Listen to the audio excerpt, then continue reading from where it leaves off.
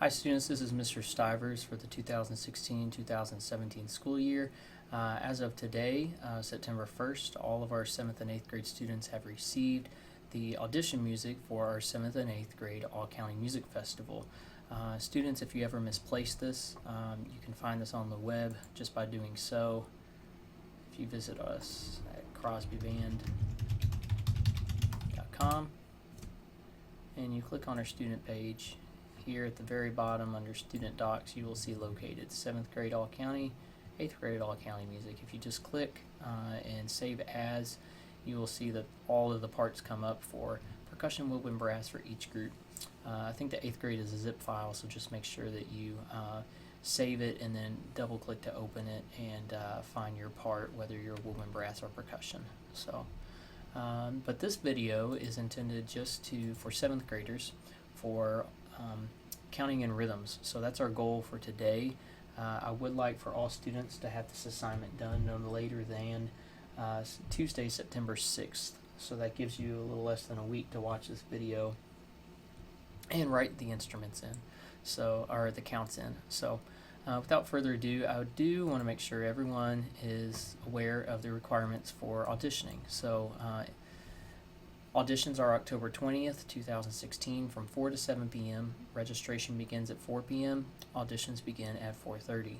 7th and 8th grade students, it says here, are highly encouraged to attend and register between 4 and 6. 8th grade students are encouraged to register between 5:30 7. In addition to audition music, students will be asked to perform one of the following octave scales from memory. So for memory students, either concert B flat, E flat, A flat, F, or C. And those are the 5 basic scales we do every day in class. So the rules, both pieces must be played for the audition. So the one we're looking at today is the unison etude. The one that is on the back side of your piece of paper, or if it's a separate page, that's fine too, is also required. The second requirement is that sight reading will occur after both pieces. You're going to have 30 seconds to sight read, only 4 measures worth of music, and you can use the methods we do in class when you have that 30 seconds, but you cannot play your instrument. And then picking it up right here, it says when your sight reading time's over, your judges will ask you to begin playing the 4 measures, and once you've played those, you may leave the audition room. Please be sure to also get your own music if that's what you bring in. So for percussionists, there is one thing that's different, and I want to bring that to your attention. And you would see that, let's see, sorry about that. Right here, students must provide their own mallets for the audition. Okay, so students who are auditioning on mallets, make sure that you do that. Percussionists, you have to do the unison etude on mallet, but you can also independently audition on snare drum, timpani, or mallet. So each of those have their own little audition piece as well, and you're also required to bring sticks and mallets for those instruments. Whatever you pick, whether it's mallet, snare drum, or timpani, you will have to sight read on that instrument, so just for clarity. Alright, so the nuts and bolts of what we're going to talk. Alright, so if everyone can get their piece out, we're going to begin writing in the counts. So I'm just doing this with paint, but it's something you can do. So something 7th grade we did today, the first day we got it, we wrote in the fact that we were in concert E flat major, right? So all students should know key signature. So that's a scale you're going to want to practice. And as we're skimming through here, this is a flute part, granted. There are no accidentals. So no naturals or sharps canceling out what's in the key. Reminder, the key would be B flat, E flat, and A flat. And those are concert pitches. The second thing that we asked our students to do was just simply to circle all appropriate dynamics. So we have a mezzo forte, mezzo piano, crescendo marking, forte, mezzo piano, and forte.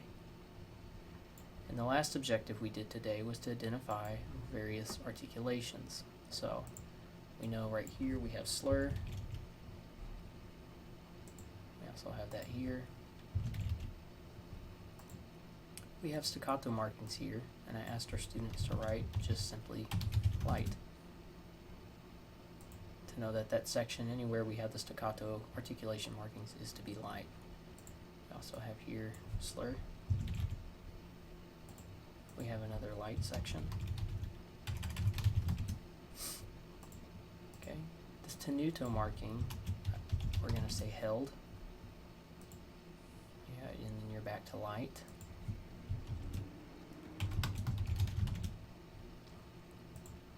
Have another slur just to remind ourselves. Back to the light.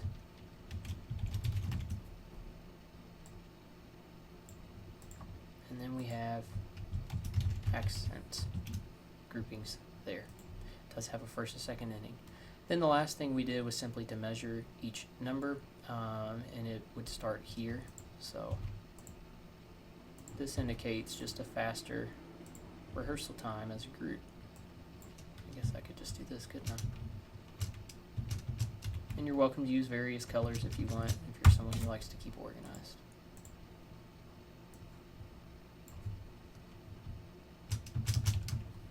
Reminder, we do not put a measure number in the first pickup because that actually contributes to the second ending. So obviously if you're ahead of me and you've already done this, you can skip ahead a little bit in the video and I'll let you know when the marking is for you guys to be aware. Running out of space. Okay. So altogether we are looking at a 17 measure. That's it. Okay. So today's goals, let's get our pencil ready, is to write in the rhythm. This is everyone's homework.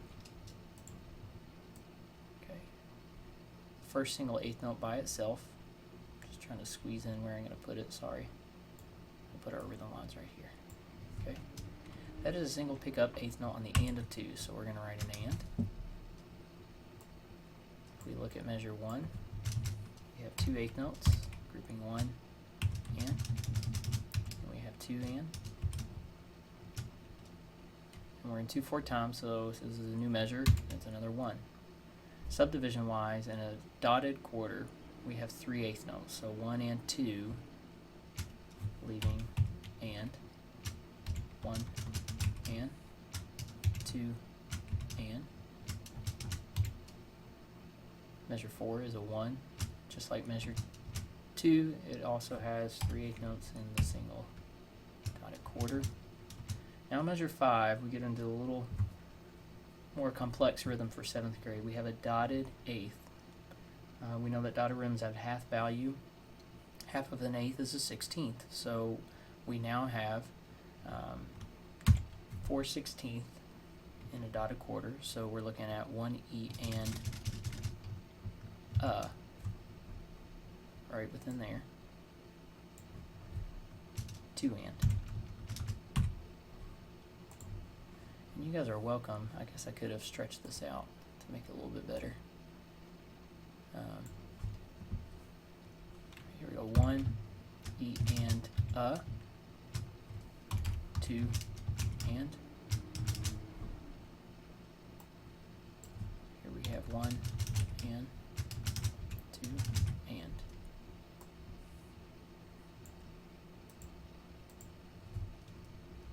Quarter, 2 and.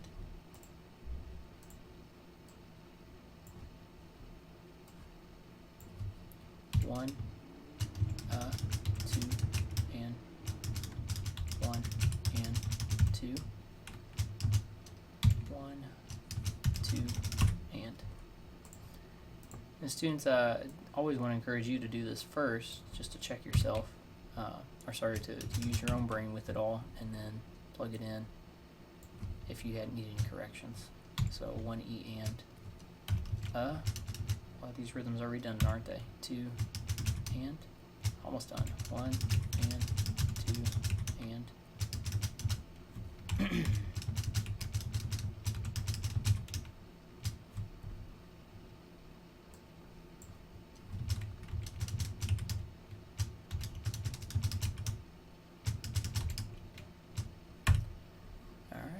So that will complete the assignment. Again, I would expect you to have this done no later than the Tuesday after Labor Day, which is September 6th. So that is how you write all of your counts in. More videos will follow soon. Just check out the YouTube channel and you will get more tutorial help there. So good luck, students, and I'll